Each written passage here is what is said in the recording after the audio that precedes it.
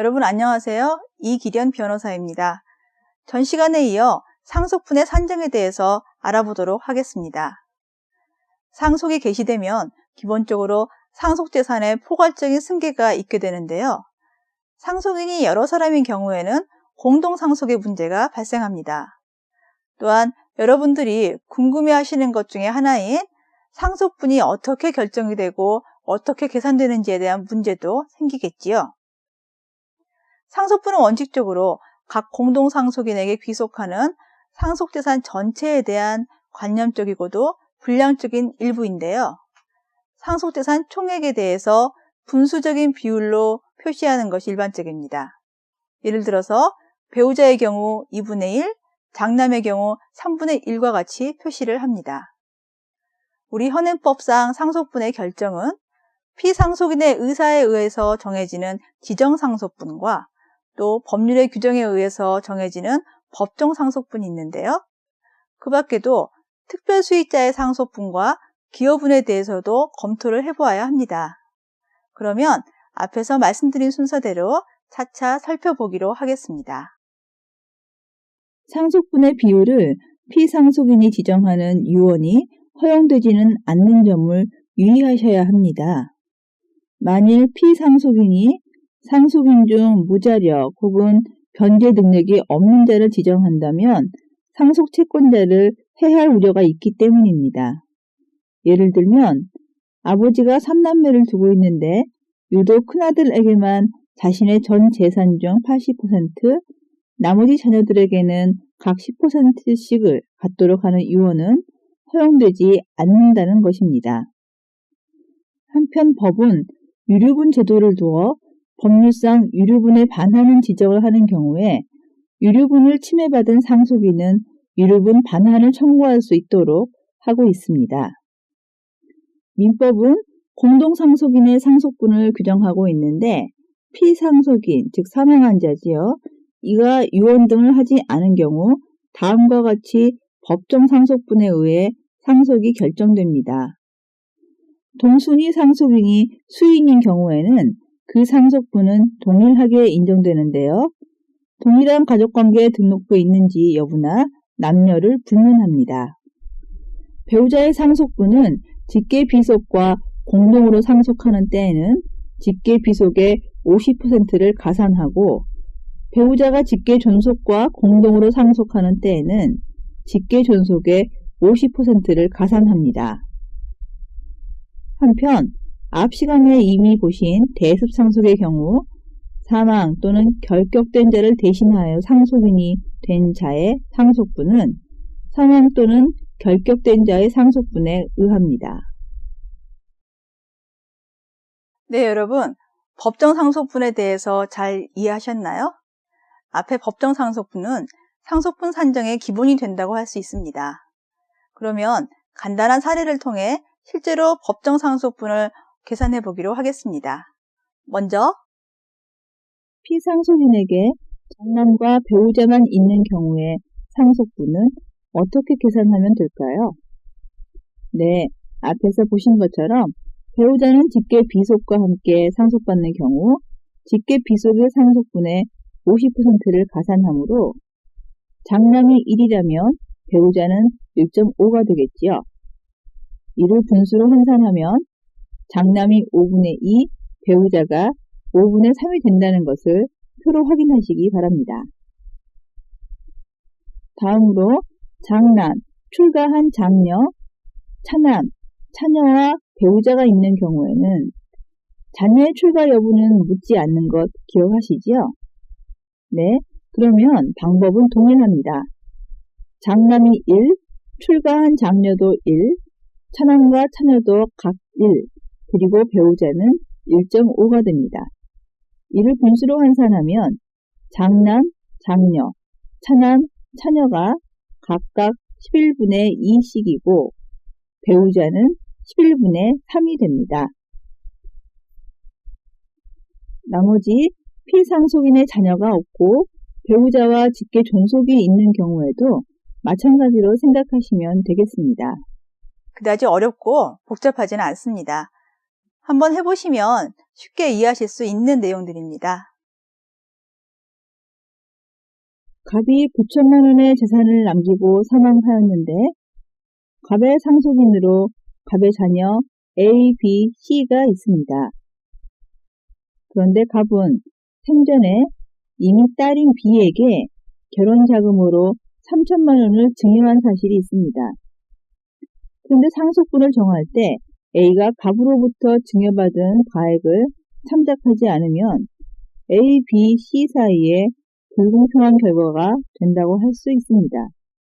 따라서 이 경우 갑이 사망 당시 남긴 재산 9천만 원에 생전에 증여한 3천만 원을 합한 1억 2천만 원을 상속재산으로 보고 A, B, C의 상속분을 계산하면 A, B, C의 각 법정 상속분은 4천만 원씩입니다. 본 사례에서는 배우자가 없는 것으로 보이므로 이렇게 계산하는 것이 이해되시지요? 네, 계산이 가능하시리라 보고요. 그런데 B가 이미 3천만 원을 받았으므로 갑이 사망하면서 남긴 상속재산에서 1천만 원을 상속받고 B와 C는 이 재산에서 각 4천만 원을 상속받게 되는 것입니다.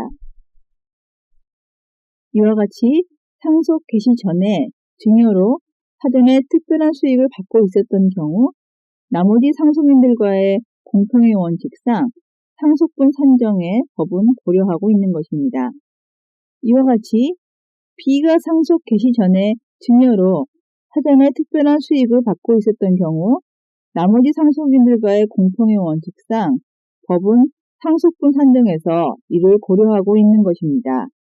한편 갑이 B에게 생전에 3천만 원이 아니라 9천만 원을 증여하였고 갑의 사망 시 남은 갑의 재산이 3천만 원인 경우 B는 자신의 법정 상속분 4천만 원을 초과하여 증여를 받아 A와 C의 상속분이 침해되는 결과가 되었지요.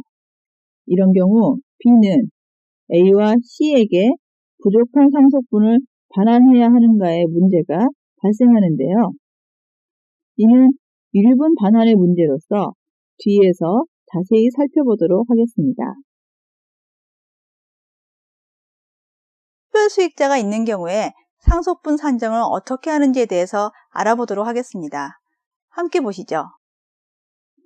공동상속인 중에 피상속인으로부터 재산의 증여 또는 유증을 받은 자가 있는 경우에 그 수증 재산이 자기의 상속분에 달하지 못한 때에는 그 부족한 부분의 한도에서 상속분이 있다고 규정하고 있으며 수증 재산이 그 상속분을 초과한 경우에는 그 초과 부분은 반환하여야 합니다. 반환 의무를 지는 수증자 또는 유증받은 자는 상속을 승인한 공동상속인에 한합니다. 따라서 상속을 포기한 자는 반환 의무를 지지 않는데요. 예를 들어 특별수익자가 상속 포기를 하게 되면 다른 공동상속인의 유류분을 침해하지 않는 한 증여 또는 유증에 의해 취득한 재산을 완전히 보유할 수 있습니다. 특별한 규정은 없으나 혼인을 위하여 혹은 생계의 자본으로서 받은 이익, 고등교육 비용 등도 포함될 수 있을 것입니다. 또한 상속인을 수령인으로 한 보험금은 상속재산에 포함되는 것은 아니지만 이것을 특별수익으로 볼 수 있는지에 대해 실질적으로는 일부 상속인에 대한 증여의 의미를 가진 것이므로 특별수익으로 보아야 할 것이지만 특별수익자의 상속분 산정을 이해하기 위해서도 역시 먼저 사례로 설명하는 것이 도움이 될 것 같습니다. 예를 들어서 특별수익으로 볼 것인지에 대한 기준으로 법원은 공동상속인 중에 피상속인으로부터 재산의 증여 또는 유증을 받은 특별수익자가 있는 경우에 공동상속인들 사이에 공평을 기하기 위하여 그 수중재산을 상속분의 선급으로 다루어 구체적인 상속분을 산정함에 있어 이를 참작하도록 하려는데 그 취지가 있는 것이므로 어떠한 생전 증여가 특별수익에 해당하는지는 피상속인의 생전의 사정, 수입, 생활수준, 가정상황 등을 참작하고 공동상속인들 사이의 형평을 고려하여 당의 생전 증여가 장차 상속인으로 될 자에게 돌아갈 상속재산 중에 그의 몫의 일부를 미리 주는 것이라고 볼 수 있는지에 의하여 결정해야 할 것이다 라고 합니다. 증여의 평가는 상속 개시시를 기준으로 합니다. 수증자의 행위에 의한 증여물의 멸실, 변형이 있는 경우에는 원상대로 존재한다고 의제하여 상속 개시시의 시가로 평가해야 할 것이지만 반면 수익자의 규책 사유 없이 수증재산이 멸실된 경우에는 그 수증재산의 가액은 가산되지 않는다고 보는 것이 타당할 것입니다. 그러나 천재지변 등이 아니고 수증물이 자연스러운 과정을 통해 노후되어 있는 경우에는 수증 당시대로 상속 개시시에 있는 것으로 평가하여 가산해야 할 것입니다. 상속 채무의 분담 방법에 관해서는 민법 1008조는 명백히 권리만에 관한 상속분 산정 기준이며 달리 채무에 관한 규정이 없는 점에 비추어 채무는 1009조의 원칙적인 상속분에 따라 승계된다고 해석할 수밖에 없다는 것이 법원의 입장입니다. 따라서 특별수익자가 있더라도 상속 채무는 민법 1009조의 원칙적인 법적 상속분에 따라 승계됩니다. 기여분 제도도 특별수익자가 있는 경우와 같이 상속인 간의 공평을 위해 법정 상속분을 수정하는 점에서는 동일하다고 볼 수 있습니다. 그럼 기여분 제도가 어떤 것인지에 관해 이해를 돕기 위해 다음의 사례를 보시고 이어서 설명을 드리도록 하겠습니다.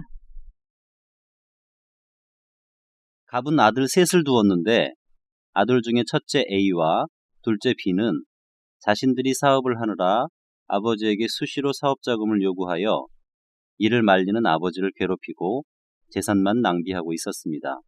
하지만 유독 막내 아들 C만은 아버지의 사업을 도왔는데요. 이에 아버지가 운영하던 사업은 막내 아들의 헌신적인 노력으로 동종업계에서 2위로 도약하기에 이르렀고 아버지가 나이 들어 거동이 불편해진 이후 약 10년 동안 막내 아들은 결혼도 미루고 아버지 수발을 들었고 아버지가 돌아가시기 전 2년 동안 병원에 매일 아침 저녁으로 병간호를 하였습니다. 아버지가 사망하자 첫째 아들 A와 둘째 아들 B는 재산을 똑같이 나누자고 요구하고 있습니다. 네, 여러분이 이 사례를 해결해야 한다면 어떻게 하실까요? 이런 경우 아들 A와 B의 요구는 타당한 것일까요? 또 그동안 아버지를 도와 사업을 키웠고 병간호를 한 막내 아들 C는 형들의 요구를 순순히 받아들여야만 할까요? 기여분 권리자는 공동상속인 중 상당한 기간 동거, 간혹 그 밖의 방법으로 피상속인을 부양하거나 재산의 유지 증가에 특별히 기여한 자가 될 것입니다. 따라서 사실론 배우자, 포괄적 수증자, 상속 결격자, 상속을 포기한 자는 기여분을 주장할 수 없습니다. 한편 대습상속인도 대습상속 원인이 발생하여 상속 자격을 취득한 후에 기여이든 그 전에 기여이든 기여분 권리자로 되는데요.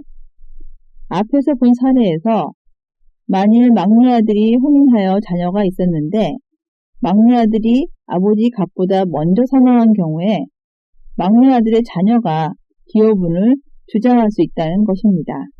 이해가 되시지요? 기여의 내용은 먼저 피상속인의 사업에 관한 노무의 제공을 들 수 있겠지요.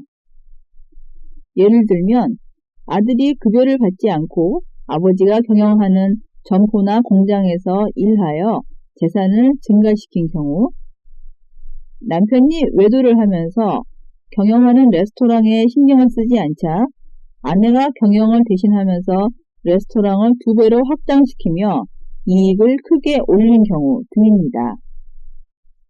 다음으로 피상속인의 사업에 관한 재산상의 급부인데요. 아버지가 경영하는 사업을 위해 아들이 자신의 자산을 제공하고 부채를 변제하여 아버지의 사업을 도운 경우가 그것입니다.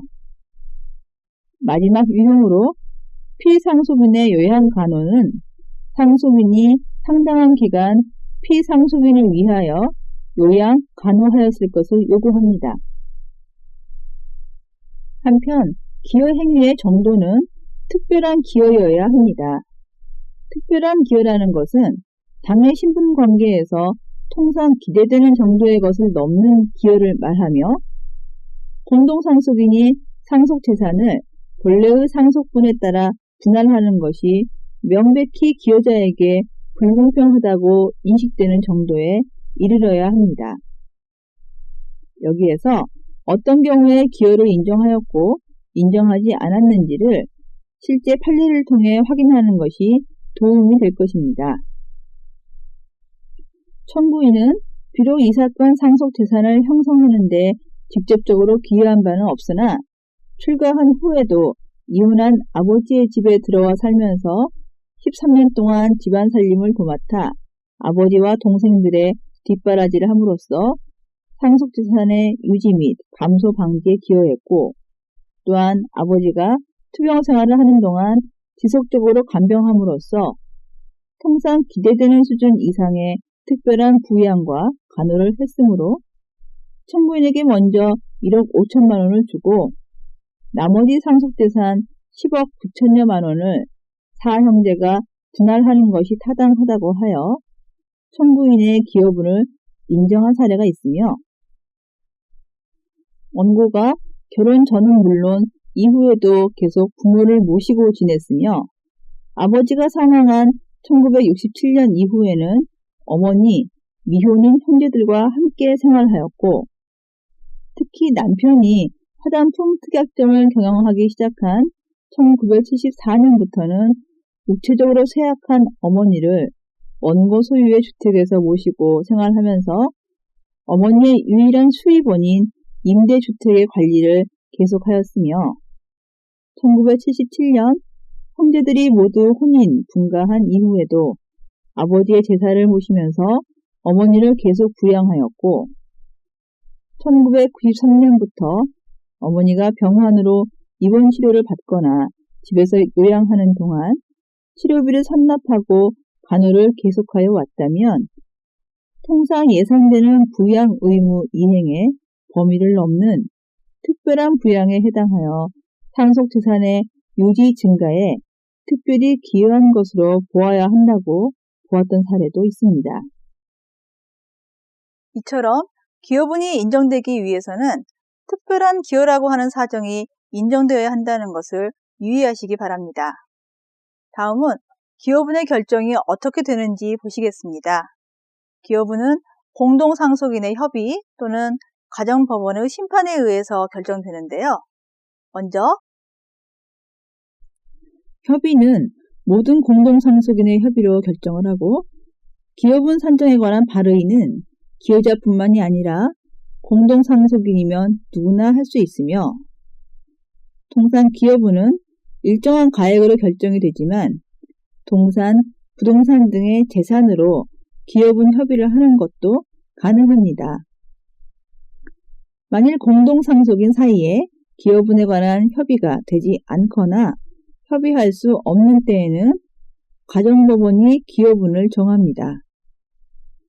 기여분의 결정은 독립된 심판이면서도 상속재산 분할 심판의 전제가 되는 문제이기 때문에 상속재산 분할 심판의 계속 중에 기여분 결정 심판을 별도로 하거나 동시에 하는 것도 가능합니다. 기여분이 있는 경우는 상속 개시 당시에 피상속인의 재산 가액에서 기여분을 공제한 것을 상속재산으로 보고 법정 상속분의 기여분을 가산한 액을 그 기여자의 상속분으로 합니다. 따라서 기여분의 결정에 따라 구체적 상속분이 정해지고 그에 따라 상속재산 분할에도 영향을 미치게 되는데요. 구체적인 산정 방법을 알아보겠습니다. 먼저 기여분은 상속이 개시된 때에 피상속인의 재산 가액에서 유증의 가액을 공제한 액을 넘지 못합니다. 이는 기여분보다 유증을 우선시키는 것이라고 할 수 있습니다. 예를 들어 상속재산이 1억 원이고 유증이 4천만 원인 경우 기여부는 1억에서 4천만 원을 공제한 6천만 원을 초과할 수 없다는 것입니다. 만일 기여자와 별도로 특별수익자가 병존하는 경우에는 조금 복잡하지만 단순화시켜 사례를 통해 설명드리죠. 아버지가 상속재산으로 2억 원을 남기고 사망했고 자녀로는 아들과 딸이 있었습니다. 그런데 아들의 기여부는 4천만 원이 인정되었고 딸은 아버지의 생전에 6천만 원을 증여받았습니다. 이런 경우 먼저 상속재산을 확정해야 되는데요. 상속 개시 시의 재산 2억 원에서 아들의 기여분 4천만 원을 공제한 금액 1억 6천만 원이 나옵니다. 그렇다면 아들과 딸의 법정 상속분은 각각 2분의 1씩이어서 각 8천만 원이 되겠지요. 결국 아들은 법정 상속분 8천만 원에 기여분 4천만 원을 합하여 1억 2천만 원을 상속분으로 인정받는 것이고 딸은 이미 6천만 원을 받았으므로 법정 상속분을 고려하여 추가로 2천만 원만 상속분으로 받으면 된다는 것입니다. 자, 그럼 앞의 사례는 어떻게 되는지 알아볼까요? 사례에서 막내 아들은 아버지의 사업을 도왔다는 점을 인정받을 수 있을 것으로 생각이 됩니다. 물론 특별한 기여를 한 점에 대해서 더 자세한 사실관계가 나타나 있지는 않지만요. 아버지의 사업을 위해 결혼도 미루고 아버지와 같이 살면서 위의 두 형들에 비해서는 아버지의 병간호도 더 열심히 한 것으로 보이는데요. 또한 아버지의 사업을 동종업계 2위로 키운 사실도 특별한 기여를 인정할 것인지 여부에 대해서 판단 자료가 되겠습니다. 따라서 아버지의 상속재산을 똑같이 나누자는 위의 두 형들의 요구에 순순히 응할 필요는 없겠고, 만일 두 형들과 원만히 협의가 되지 않는다면 가정법원에 자신의 기여분을 인정해달라는 심판을 청구할 수 있겠습니다. 이 사례에 대해서 여러분들의 의견은 어떠세요? 의견이 나뉠 수도 있겠고 또 구체적인 사정에 따라서 결론이 달라질 수도 있겠습니다. 결국 법원이 여러 가지 사정을 고려해서 결정을 내려야 하는 문제인데요. 그럼 기여분과 관련하여 유류분과의 관계, 기여분의 승계와 포기, 유언과의 관계를 보도록 하겠습니다. 기여분과 유류분은 원칙적으로 무관합니다. 따라서 기여분에 의해 유류분권이 침해되는 결과가 되더라도 다른 공동상속인이 유류분권을 행사할 수는 없습니다. 그러나 실제로는 기여분의 가액을 결정함에 있어서 협의에 의하든 심판에 의하든 다른 공동상속인의 유류분을 참작하여 결정하는 것이 바람직하다고 하겠지요. 기여분의 승계는 양도와 상속이 가능한지 하는 문제인데요. 공동상속인의 협의 또는 심판에 의해 결정된 후에는 양도가 가능하며 상속도 가능하다고 보지만 문제는 협의가 안 되거나 협의 중인 경우에 그리고 심판 중에 기여분의 양도나 상속이 가능한가 하는 문제를 해결해야 한다는 것입니다. 통상 기여분은 협의 또는 심판 이전에는 그 내용이 불확실한 성질의 것이어서 타인에게 양도하여 주장하게 하는 것이 타당하지 않지만 기여분의 결정 전에라도 상속은 가능하다고 보아도 무방할 것 같습니다. 기여분의 포기에 대해서는 명문의 규정은 없으나 상속 개시 후에 상속 포기가 가능한 것으로 보아 기여분의 포기도 가능하다고 보아야 할 것입니다. 상속 개시 후라면 상속재산 분할이 종료할 때까지는 언제든지 공동상속인 전원에 대한 의사표시로 가능합니다. 기여분에 관한 사항을 유언할 수 있는지에 대해서는 앞에서 본 것처럼 기여분은 공동상속인의 협의 또는 가정법원의 심판으로만 정할 수 있는 것으로 되어 있습니다. 따라서 기여분을 유언으로 정할 수는 없다고 보아야 하겠습니다. 네, 여러분 잘 보셨습니까? 이번 시간에는 상속분을 어떻게 산정하는지에 대해서 살펴보셨습니다. 가장 기본이 되는 것은 법정 상속분을 산정하는 방법이라고 할 수 있겠는데요. 이를 기초로 하여서 특별 수익자가 있는 경우, 기여자가 있는 경우 등을 해결할 수 있었습니다.